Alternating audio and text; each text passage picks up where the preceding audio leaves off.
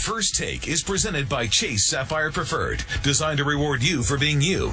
And in part by Dick's Sporting Goods. Every season starts at Dick's. And La Quinta. Wake up on the bright side at La Quinta Inns and Suites. Be sure to tune into First Take all week long. More college coaches stopping by. And on Thursday, rapper Future is promoting his new album. And Friday, actor Jake Gyllenhaal, his new movie, Southpaw, which comes out on Friday. While reports indicated a rift existed between CP3 and DeAndre Jordan, Paul said at the first annual Players Awards that it doesn't matter what people say and that he's unbelievably happy to have Jordan back with the Clippers. CP3 said DeAndre's like his big little brother. Stephen A., are you buying all is right with those two? I'm buying all is right. I'm not buying that all was right. They needed to talk. They needed to hash things out. Chris Paul swears that he wasn't aware that there was a problem. As far as he was concerned, it wasn't true. But DeAndre Jordan is a sensitive lad. It was overblown to some degree, but they butt heads. At the end of the day, Chris Paul is trying to win. He's a pit bull. And if you're shooting 39% from the free throw line but leaving practice early, Chris Paul's going to have a problem with that. But Blake Griffin, everything he said in that article was absolutely on the money. And they are friends.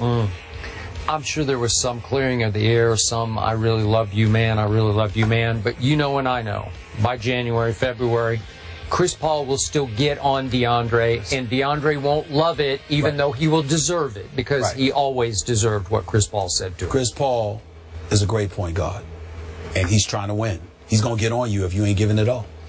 Back here tomorrow, 10 a.m. on The Deuce. Thank you so much for hanging with us, and have a fantastic day. It's a tough feeling to be that close in a major. It doesn't matter about the historical element of it. Just to be that close and on our biggest stage and to come up just short. You know, how many chances do you get? I believe I'll have plenty of opportunities like I did today. But still, when it doesn't quite work out, it's tough to swallow for a little bit. But, you know, going forward, I'm as confident as I was entering this week. This doesn't change anything. I'm looking forward to the PGA Championship.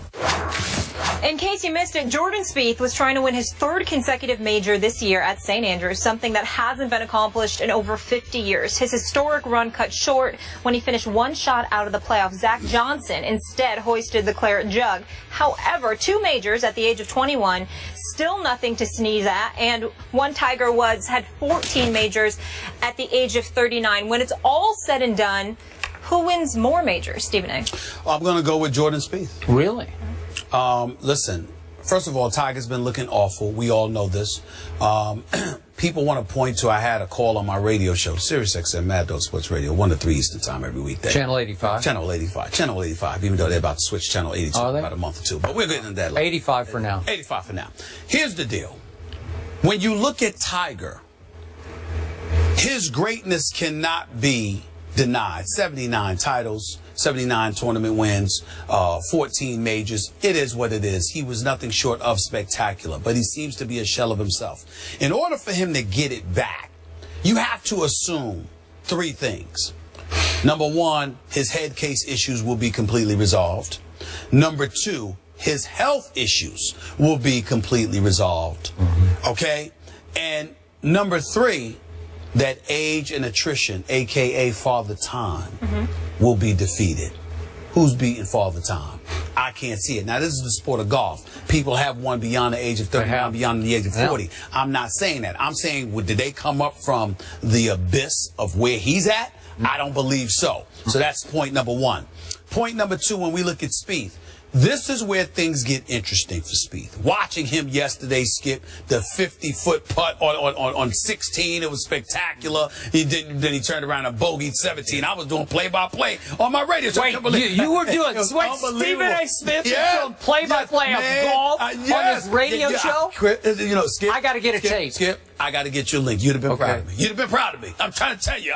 I was doing play-by-play. This is unbelievable. I loved every moment. Actually, I was really enjoying myself doing it. It was a lot of fun. It could be straight comedy too. It could be. It could be. We should post it on Funny or Die, right? Combination of both, but the difference is it wasn't like I didn't know what I was talking about because I was watching, and obviously I've learned so much of the game from you, so I'm good. I'm straight. I'm straight. But the point is that watching this stuff, watching it unfold, here's what I love about Spieth.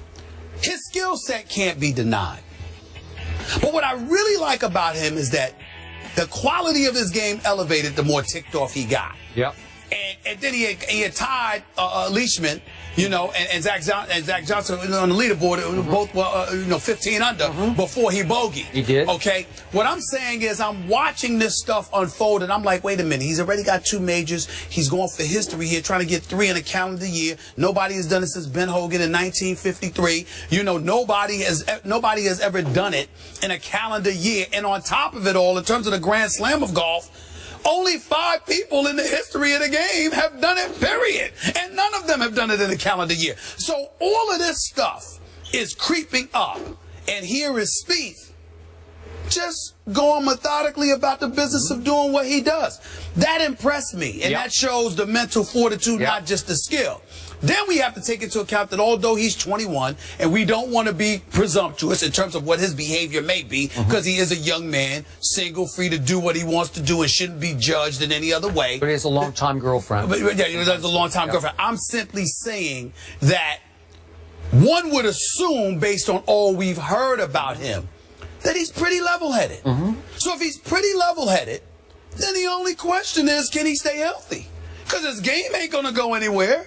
Tiger Woods is the one who changed his coach. He's got 4 different coaches, maybe on a 5th after if he gets rid of Como. He's changed his swing on numerous occasions. He's changed his club on numerous occasions. It's a back injury. It's a knee injury, etc.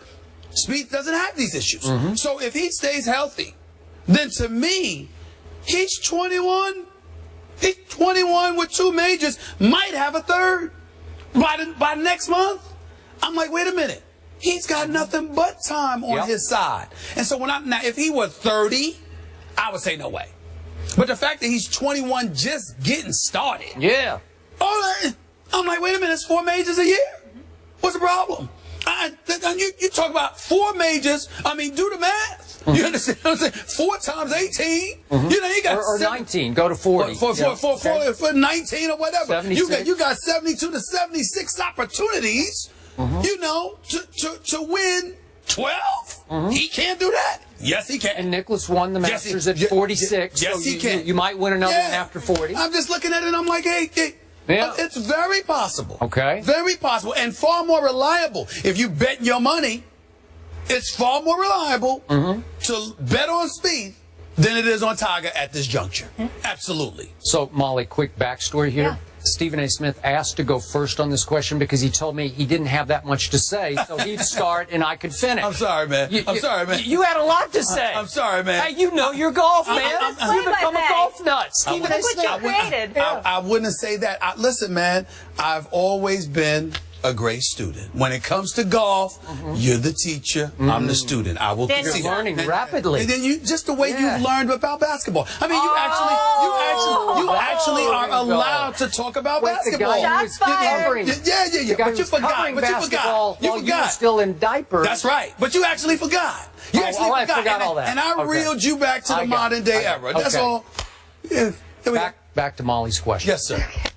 I also believe that Jordan Spieth will win more majors than Tiger. I'm going to presume Tiger will not win another major. Are you ready to go there? Yes. Okay, I'm saying no more majors. 14 finished. And yet, I think it's going to be difficult for Jordan Spieth to win 13 more majors to get to 15. That is no done deal.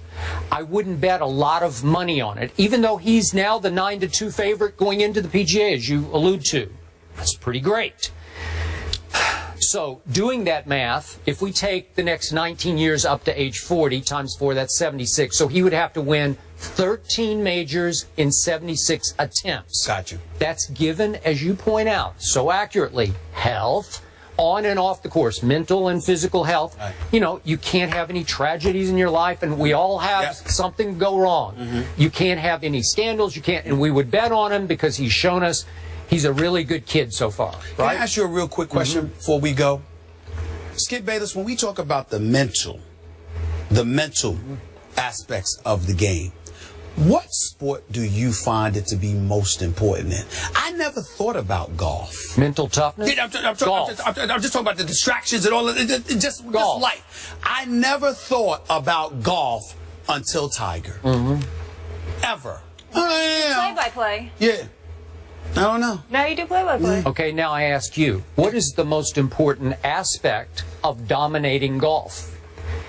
It's not hitting it off the tee. I'm going to go back to the oldest cliche in golf. You drive for show, but you putt for dough. Right. Okay, so it's putting.